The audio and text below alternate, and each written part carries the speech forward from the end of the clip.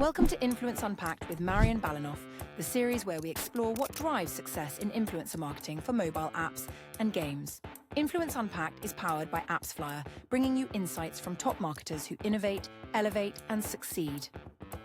So today I'm joined by Nasiba, Marketing Director at Aware. Thank you, Nasiba, for joining me today. Thanks so much for having me, Marion. I'm happy to be here, happy to have the chat with you. Amazing. All right. So first, to get started, can you introduce yourself and tell us more about your journey in marketing? Yeah, with pleasure. So my name is Nasiba.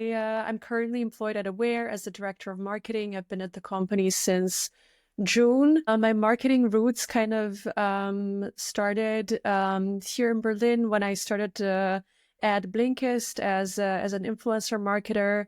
I spent just under 2 years at the company building out our podcast and influencer marketing channels, which was super exciting at the time because podcast was still very much a wild west, even still in the US. And I think that experience at Blinkist really shaped kind of my career, because after Blinkist, during COVID, I joined Athletic Greens, AG1, where I also scaled our influencer marketing channels with kind of a big kind of start in podcast, moving on to more traditional channels like YouTube, Instagram, and even dipping my toes into Twitch. I spent about 4 years at AG, kind of running a pretty, I would say, major long-term influencer campaign with a really brilliant team. And now I'm at Aware, where I also do influencer marketing is one of my kind of responsibilities / areas, but I've expanded a little bit my zone of operation from influencer to general marketing. But yeah, I would say influencer is still very much at the core of my toolkit. Thank you very much for this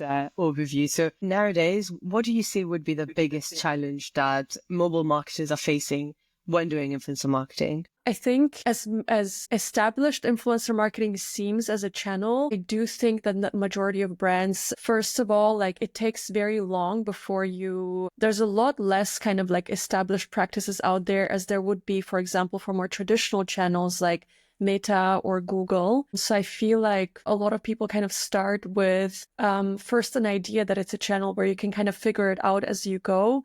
And then second of all, there is also not that much information out there. So kind of between this, like, I don't really know what I'm doing. Plus, like, I should be able to find out, like, for a lot of brands, like it either kind of like lands and you get lucky, or a lot of brands, I feel like don't really manage to get it off the ground. So what I kind of see a lot is one and done campaigns, right? So some brands, like they'll book like 10 influencers without really thinking about like, okay, like who are actually these people? Like, how do they fit my brand? Are micro or macro influencers better suited for what I'm trying to achieve? What am I actually trying to achieve with influencer marketing? So what I see a lot is like, we've tried it, right? Like we booked, let's say like we spent X amount, it didn't do anything. So we're never going to do that again. So this is kind of what I see. I also, like see sometimes where brands test, let's say just Instagram, right? So for a lot of brands, majority of brands likely when they think influencer marketing, immediately like your mind goes to Instagram stories, maybe TikTok, and that's where it stays. Whereas influencer marketing, like, or at least the creator economy is much bigger than that. Obviously you have things like YouTube, podcast is growing massively, Twitch, anything to do with live streaming. Then you get into the niches like blogs, newsletters, and so on. So it's a very, very, I would say, pretty major economy, major industry, and just like kind of like chipping away at an edge of it that is usually Instagram stories and deciding that it doesn't work for you. I feel like doesn't cut it. So this is something I see a lot. Thank you very much for sharing. This is definitely something that I see with a lot of mobile clients as well, where there's very few that actually never tested it. But then they had like a 30 or 50K spare budget that quarter, and they've decided, okay, well, let's test influencer marketing. And as you said, like they haven't really set up the goals that they wanted to achieve. They haven't really thought of what is going to be the right platform, what is going to be the right format, like how am I going to track it and measure it, right? Which is a big part. So actually, I'm quite curious at Aware specifically, like how do you look into measurement and attribution? Because this is a big topic in influencer marketing. Yeah, 100%. I think it's a huge challenge actually as well for a lot of advertisers. How do you track the real impact of influencer marketing. Think similar to any other offline channel to TV marketing, like you can never like quantify to the T really what the actual impact was, how many sales really came because you kind of sponsored an influencer. What we did both like across all of the companies that I've worked with, Aware, AG1, Blinkist, we worked with landing pages. So all of the influencer campaigns, be it podcast, be it YouTube, Instagram, they all led to either a personalized influencer landing page, some kind of a like marketing landing page, a product page, but we worked with UTM links, customized UTM links for that specific influencer. And that was at least some way of at least understanding like how much traffic you drove to that page. When it came to sales, of course, we worked with things like raw CAC or like some kind of a revenue, right, generated by that influencer through tracking, let's say, voucher redemptions. Specifically, when you are or when you're running a lot of influencer collaborations, like there will be ultimately a pretty strong portfolio impact coming from your activity within the channel. What we did, for example, at AG1 is apply a sort of a mental, let's say, multiplier of 1.5 or 2, the sales that came in through channels like podcast or YouTube. And then depending, let's say, on LTV or through the different channels. And when you do influencer marketing, you will notice like different channels will have a very different revenue retention, LTV contribution. So for example, podcast at AG was a more high value channel. And this is somewhere where we applied more or less like 1.5 to 2 multiplier. Then it was YouTube, where it was also 1.5 to 1.2. And then Instagram, I think a bit of a smaller multiplier, but this is kind of the way we went about it. Okay. And did you ever launch campaigns to drive installs specifically, like lending traffic to the app stores? We did that with Aware at the start. With Aware is a health tech company providing D2C blood tests or facilitating the process of booking a blood test. We ran, when I just started, we basically didn't have an eComm website. We kind of like were like everything we did was app marketing. We did, so I basically set up campaigns in the exact same way I would have done at AG, which was a pure eComm brand with the campaign links leading to the app store.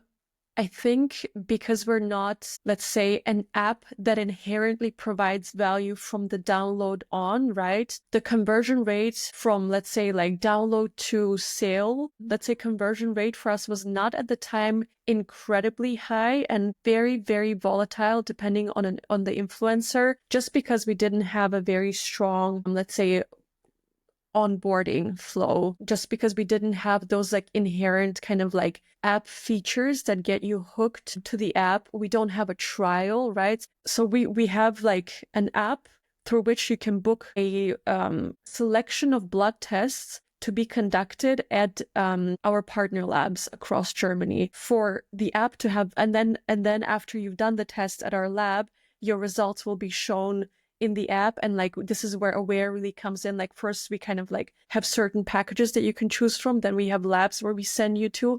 But what we really kind of also offer is like the analysis of your tests. So like this is really where the app becomes usable, is after you've kind of like done the test, gotten the results, and then you get retested, and then we upload the results again, we explain everything. Then that's where the features really come into play. Like we have like progress over time, graphs, and so on. This, I think the funnel was to evaluate kind of like the impact of what we did with influencer on app downloads and so on.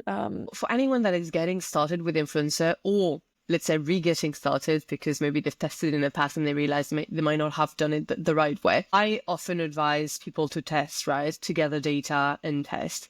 I know this is something that you've done a lot. Do you have like concrete advices for people to know what do they need to start with? Yeah, I mean, I think you definitely should, before you get started, before you spend any money on influencer, absolutely identify for yourself, like, what am I trying to achieve? Is it brand awareness? Do I really need to drive installs? Do I need sales? I think this will help you determine what the right channel is for you. Let's say your number one goal is to drive top line revenue, to drive X number of sales. There's different CPMs, right? Like, or buying benchmarks for different channels. Let's say if you're an app with an average LTV of 20, 30 euro, it would not make a lot of sense to try and go into podcasts where CPMs in Europe start at like 50, 60, 70 plus. Even YouTube potentially might not be, for the first test, the best kind of channel for you to get a start in. Number two, I definitely would also think, like which channel lends itself best to your product. For example, at Blinkist, our secret sauce definitely was like that. Like we kind of hit a really beautiful sweet spot with podcast because Blinkist is an audio first edtech app summarizing, nonfiction books. So the bridge from like listening to a podcast or like that habit is already there with your potential target audience. They listen or dedicate a number of hours a week to listen to a piece of content. So to bridge from podcast to your product with Blinkist for us was really like, it was a no-brainer. So really also think about your product. Like, does a channel lend itself really well to your product? You might find like very surprising things there. Number two, who do you want to kind of like, where will you find obviously your target audience, right? Like if you're a brand, let's say like G Fuel or a supplement or some kind of a consumer good that potentially caters a very specific target group, right? Like, I don't know, let's say gamers, potentially Twitch is the right channel for you. And then number two, right? Like who is, or on that same kind of like line, who are your key opinion leaders? Like who are the people who could talk about your product at length? Are there any people who are already, let's say, sages in your kind of industry? So for AG1, for example, I think our most iconic partnership to this date is with Andrew Huberman. And I think there's no better sage for AG than Andrew Huberman. And we kind of like through testing and learning, we found kind of that most of our kind of brand sages were in podcast or more in YouTube or more like in environments where with long form content. So I would say like I would think about all of these things before even to identify what is the right channel for me, what can I afford, what makes sense for my kind of unit economics, and then where do I hit a sweet spot in terms of where does my product fit, where is my audience, where can I find those people who can speak very well about my product, as well as where those kind of sages who will actually be interested in representing my product and will find value in it. No, definitely. It's a lot of planning ahead, right? Anticipating and planning, especially because then when you start contacting people, and from my experience, I don't know if it's the same for you, but you contact a lot of influencers and probably half of them are not going to even reply to you. Going to depend on your brand, obviously, right? And then you're going to enter some discussion and negotiation phases with the few that are going to respond to you. And out of those, only a few more are going to be interested, available at the price that you want to pay for them, right? And so it's really important to have enough time to go through this whole process, because otherwise you're going to be rushed. You might not have enough options to choose from, and that's going to lead you to choosing influencers not for the right reasons in the end, right? So that's a really, really good point. Something that most influencer marketing managers or leads like touch upon are the briefs, right? Because the brief is going to be the basis of that collaboration with the creators. You've worked both on apps, on e-commerce. Do you have any best practices when it comes to briefs? Yeah, definitely. I think this is also, when it comes to like when you think about some challenges that brands are facing in influencer marketing, or I would say as well, a good brief can be very much a bottleneck, right? Like if influencer marketing is not working for you, right? Like you're finding the best influencers, you're paying great prices and still something is not working, I would definitely revisit the brief. And I think definitely at AG, this was something because we ran such a large scale campaign. Briefs were a huge kind of topic of, or point of attention. So I would definitely say like, I see sometimes like two extremes, either brands send no briefings at all, or very kind of like briefs that focus mostly on just explaining the brand. And then the part where like, what do we actually want from the partnership, or providing guidance to the influencers, that part is like very, very minor. or you will see brands providing just word scripts that are meant to be kind of read word for word, or very, very prescriptive briefs. So I think when it comes to briefing, again, number one, I think personalizing it is absolutely a non-negotiable, right? So you can get as kind of granular as you want, but I think there's many levels to which you can personalize a brief. So for example, like a nutritionist influencer will absolutely need, let's say, a different angle on your product than, let's say, a busy mom. So like there's just going to be very different things that are going to be valuable to that influencer when it comes to your product, and that diversity as well is consistent for their audiences as well. So I would think about making it vertical relevant. So make it relevant for that influencer. Number two, I think you always have to keep in mind that you first have to sell your product to the influencer first and make it very valuable for them before their audience even considers buying. So within the brief, I would absolutely also focus on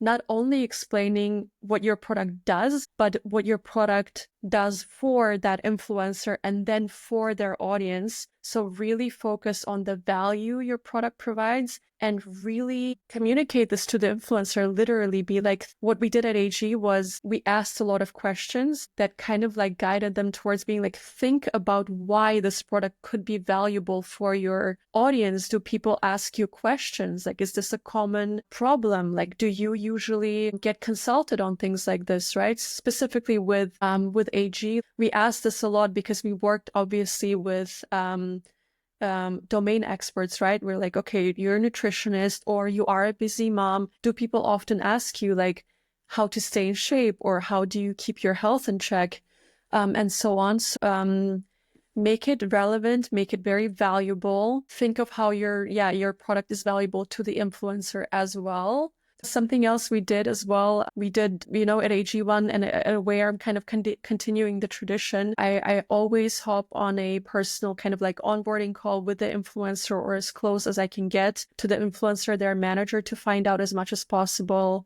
and their interest in the product and how that product fits into their day-to-day. And kind of customize the briefing based on that. And another thing, I think also like in the brief, before you even kind of send the brief to the influencer, absolutely, it's super important to have them have an experience with your product. For example, with AG, like obviously we send the product out to everyone before even negotiating or considering a deal, so that at the point that the brief arrives with the influencer, they've already tested your product. They already have things to talk about and to mention to their audience. And for example, with a more process-heavy product like Aware, we always make sure that the influencer has booked the appointment, has downloaded the app, has gone to the lab, has received the results, has seen their results, so that they can also, kind of like talk about how easy it was. And the brief just becomes a lot more of a guiding kind of like document, or like a talking points, kind of like keep this in the back of your mind, let this guide your kind of structure of your endorsement, versus like, this is what we want you to say word for word. Yeah, because they've gone through the experience, right? It's just about telling the story of like how they've used your product in a way and another.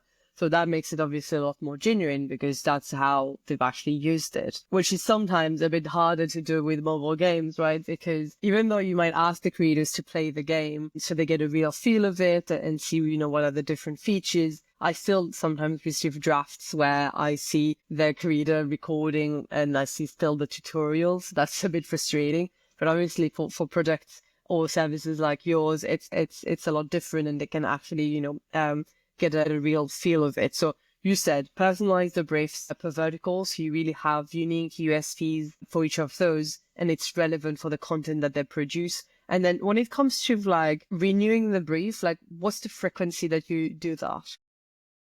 Not really. I don't really have like a super, let's say, I send out a new brief every time we collaborate with the influencers. So with, let's say with AG1, we run a pretty long-term campaign, like like a lot of the influencers that I started working with in my first month, we kept working with them on a bi-weekly basis for as long as I was with AG, so 4 years or so. So there will be, let's say like obviously like general synergies with your general marketing, let's say calendar, Christmas, right? Like there will be like some very like seasonally relevant points at which it absolutely makes sense. Black Friday, your whatever your cross-channel activity like, will need to be reflected in that brief. Number two, like with AG, like we did product updates, right? So when we have something new related to the product, this would obviously make its way into the briefs. New features, new, like anything new would obviously land in the brief. I would say if you have like an always on campaign, like it would be definitely like you can't play the same kind of like pre-recorded endorsement like from one YouTube video or like one podcast episode story and so on to the other. So I would say like if you work with someone long term, at least the read has to be done fresh. But yeah, I mean, I would say like every second or so integration, I would send out a new brief. Obviously, yeah, if there's nothing new to tell, like maybe just some new sort of like, this is maybe something you can think about. Usually, I think if you work with someone long term, influencers kind of like can sort of like take care of this. What we also did with AG with our long-term partners is tune into or like watch their content, tune into their podcast episodes and so on. And then whenever we send them a new brief, we'll put in something in the intro, right? Like, so with the birth of your child, like, have you been like a lot more busy? Like, how has your morning routine changed? Or you've been, let's say, like traveling a lot, or you spent the last few months in Paris. Like, do you like, how do you use AG when you're traveling? So really kind of inspiring, let's say, also the influencer to find new ways to present your product. That's a really interesting one. And it's not the approach that I tend to do often. The reason for that is because on my side, and from what I've seen also in mobile games, resources are very limited, right? So either you have someone that is dedicated to influencer marketing, and that might be one person, or you might have like a product marketing manager that is handling many things amongst influencer marketing. So I'm wondering, like, what's the workload related to having individual conversations with those creators, like hopping on calls with them, obviously consuming the content. I really understand, obviously, the added value because it really builds strong relationship with the creators, and it helps like create obviously more engaged content. But at the same time, I'd be curious, like from your different experiences, how many people did you have handling influencer marketing? Was it just you? Was it like a team? Did you work with agencies to help you do that? Like, what was this sort of setup? Let's say like, so at AG, I spent like the first 1.5, almost 2 years doing all of this by myself. So I didn't have a team. And then by the time I switched to Aware, like at AG, we were a team of 4. So we had kind of the way we managed the team, we had channel managers, but within the channel managers, like we had, for example, I had a teammate colleague who actually just took care of like listening in to those podcasts and then customizing the briefs in that way. Obviously, you do have to kind of pick your battles, right? So when it came to doing this level of, let's say, personalized, kind of having this level of personalized approach, obviously we did pick partners, like the most high ticket partners or the most long running partners, the partners that were performing the best. So, like we worked with hundreds of influencers every month. And from those, maybe 10 or 15 got a personalized brief. Okay, that makes sense. Yeah, in terms of doing the calls, I mean, this is something that really paid off. And we really noticed like the quality of the read being so different to the ones where we, like just send the product, send them a brief, and that's kind of their only touch point with the brand. And specifically in a market like Germany or more on the European markets, I do feel like putting a face behind the company absolutely helped, because it goes a long way for an influencer to say like, I've met with their, let's say, with their team or with their founder, and we had a friendly call, and they're also passionate about the product. So that I think really carried us as well. But yeah, you can also, like when resources are limited, like there are times that lend themselves better to doing this than others. Let's say if you're just getting started, right? With AG, like when we came to Europe, no one knew about the product. One. Number two, like people were very suspicious about supplements because the industry just has a very bad rep. So jumping on a call with those influencers, with those agencies, like putting in the time, like really paid off. Were we able to do it like every month? Absolutely not. So I think I would really try to feel out like what is a good time for me to spend this extra time, to go this extra mile. It can be at the start of the collaboration, or it can be at the start of you entering kind of a channel. And then it could be like, maybe you don't have to do a call with absolutely everyone. Maybe you can do a call with the more, let's say, high ticket collabs, or you can do a call once you have someone going and you're collaborating with them more regularly. It can be absolutely add value to your kind of partnership to do that call after 2, 3, 4 collaborations. Okay. Yeah. So it's really about finding the right balance between investing your time in certain creators that you've seen either have already high value for what you're doing, or that are high tickets and then you want to try to make the most out of it and maximize the chances of reaching your goals. So that makes a lot of sense. And so when it comes to the process of like choosing the creators, right? Because like there are so many creators out there. We've talked at the beginning about like, okay, establishing before you even get started, what are your goals? Where are typically the kind of influencers that would resonate with your brand and with the goals that you want to achieve? But then once you've identified that, what is usually the process that you go through to select a creator? So if you have a list of creators, what are the metrics that you're going to look at? What is it you're going to pay attention to or not pay attention to when it comes to your selection? Yeah, so once at the kind of selection stage, I think that it's a bit of a balance between like, what are the metrics that I look at, plus like a bit of let's say qualitative, like gut feely, let's say judgment, evaluation, not judgment. So first I would go through all the hard KPIs, right? Like there's going to be CPMs that you don't want to pay. There's going to be audiences that are either too big or too small. There's going to be demographics that are just not interesting or more interesting for you, right? There are prices, verticals that are going to be more or less relevant. There's going to be channels that are more or less relevant. There's going to be formats, right? Like, so once you kind of like gone through all of those, let's say hard metrics, then like, you go into like that's like potentially when you have like a prospect list, you go through that, you can already like more or less like, pretty solid, like yes or no, this is interesting or not for me. Then you go to that creator's, let's say, profile. Then obviously you have things like following, engagement rate, engagement on their posts.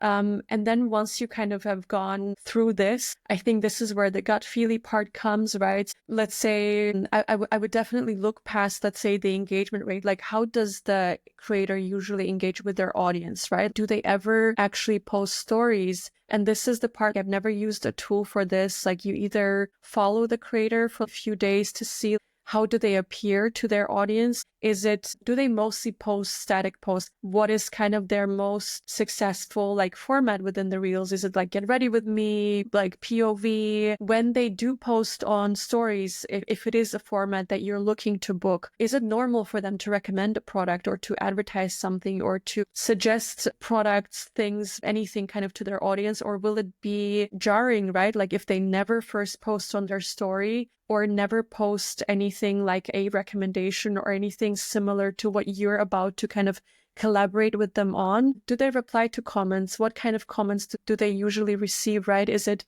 questions? Is it encouraging? Is it like, we would like to see more of XYZ, or I like it when XYZ is in your video? So for example, on YouTube, we worked with some really big creators that, had amazing views, very few comments, never really engaged. Or then you have some people who have like very qualitative discussions in the comments, a very engaged community. And these just can give so much more depth kind of to your understanding of whether or not the influencer will work for you. And across like all of that, I think it's also kind of good to understand like why people follow this influencer. It can like, and maybe an interesting example, like from AG, we worked over the years with a few fitness influencers. And here, like we kind of never really understood, why do some of them work? Why not? Like we had obviously hypotheses, right? Like AG is a micronutrient product.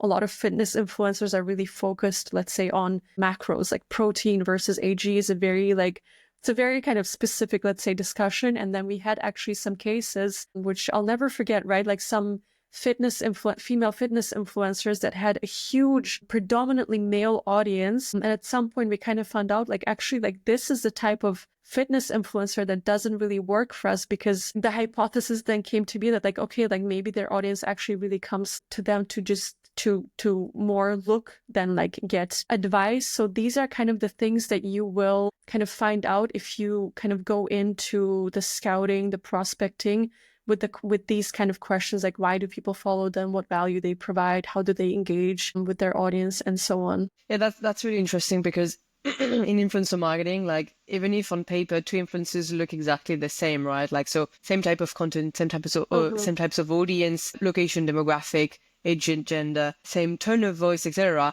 then the two pieces of content might perform completely differently, right? And that's sometimes very frustrating, because then you think, okay, I've found a top performer, I'm going to find lookalikes and they're all going to perform well, and it doesn't, right?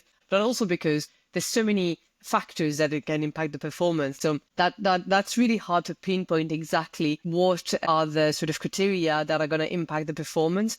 But at the same time, it's important to try to have a look at, for example, that's what I do for mobile games, and probably you've done as well. Like, look, take a step back from the influencer itself and look at it on a vertical level. Okay, so you said fitness seem to have a good fit, right? But then within fitness, there are sub-verticals, right? Like types of influencers that do have different performances. So I'm wondering, like, how do you go about this? Is it like something where you look at the performance and you try to categorize the creators by sub-verticals, or how do you look at the performance in that sense?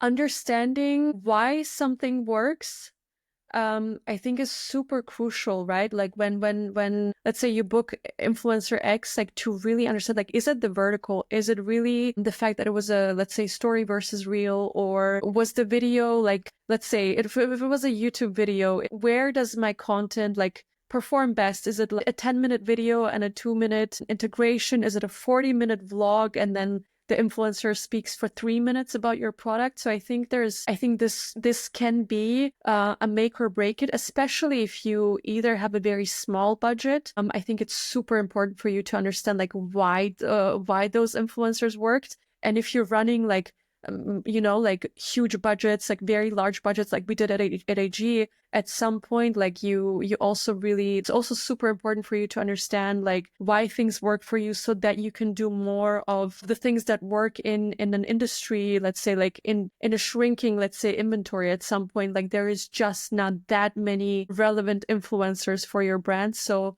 definitely, I think this is super important. What we did at AG, more towards like year 3 or so running the program, we tried to kind of work out a sheet in which we started like a matrix in which we housed all of the influencers, and then you go through all of the hard metrics, right? Like vertical, sub-vertical, age and gender, like everything, demographics. And then we kind of like try to, I'm sure you can automate this by now. This was pre like ChatGPT and like whatever other tool. We kind of wrote out a matrix. For example, do they show the product in the video or not? Do they do the read alone or not? Does the product, like, does it look new? Like as if they're opening it for the first time? Like you mentioned, like, is it a trial? Like, are they showing like a loading or a splash screen, or are they like on level 32, right? So all of these things, like, yeah, you can find out like some very relevant kind of common denominators, right? Like for each channel, like, is it in, let's say, is it a pre, mid, post roll? Is it within the first 1/3 of the video or the piece of content? Is it 1 minute? Is it 3 minutes? Was the read done with the co-host or with the guest of the episode? So try to I would try to identify common themes and then look for pattern, right? Like, so ultimately it's pattern recognition, but your input has to obviously make sense.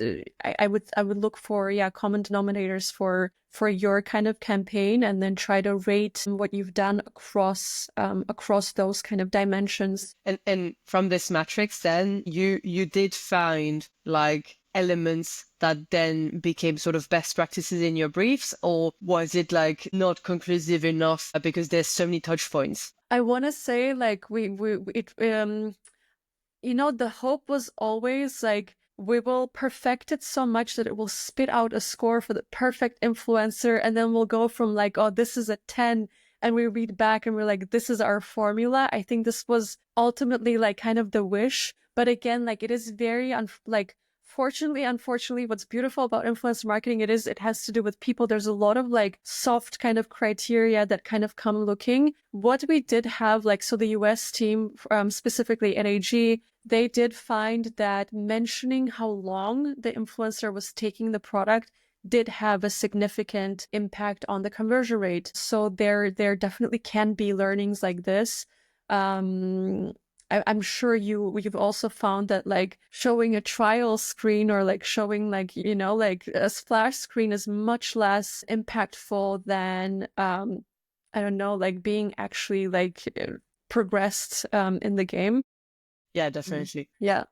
Makes a massive difference. And this sort of like matrix, I've also done it for several clients that have been running influencer marketing for a long time, where I do sort of correlation analysis, right? So looking into obviously conversion rates, the LTV, the retention, stuff like that, and then correlated or not based on, the share of audience demographic from like male 18 plus and all the metrics like that to try and find whether or not certain age range had an impact on the conversion rate or maybe on the LTV or on the overall ROI, right? Or like the influencer's engagement rate versus, and then the CPM and stuff like that, right? So I'm also very data driven and I love spreadsheet and numbers. And I wish there was this formula where I could input all the data and would be, okay, add this. So this is the secret formula. But unfortunately, that's not the case most of the time. So it obviously gives us some indication. And sometimes it confirms some assumptions that we have.